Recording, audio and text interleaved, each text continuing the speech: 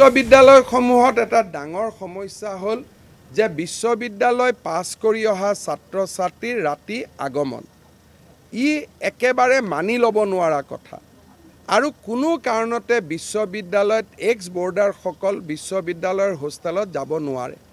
মই গোটেই কেইখন বিশ্ববিদ্যালয়ৰ উপাচাৰ্যক অনুৰোধ কৰিছোঁ যে ল'ৰা ছোৱালীয়ে আজি নুবুজিব পিছত বুজিব, কিন্তু ল'ৰা ছোৱালীৰ দেউতাক মাকে আমাৰ ওপৰত যি বিশ্বাস ৰাখে সেই বিশ্বাসৰ মাইলৰ খুঁটাত উত্তীৰ্ণ হোৱাটো আমাৰ দায়িত্ব।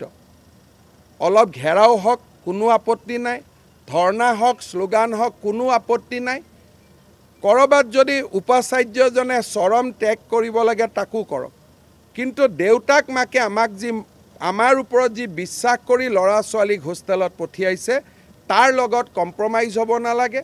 হোষ্টেলত পঢ়াৰ পৰিৱেশ থাকিব লাগে আৰু হোষ্টেলত এক্স বৰ্ডাৰসকল অনুষ্ঠান নহ'লে সঘনাই যোৱা অহা কৰা, হোষ্টেলত বহি মেছত ভাত খোৱা আৰু বিভিন্ন ধৰণে আড্ডা পাতা এই কথাবোৰ বন্ধ হ'ব লাগে।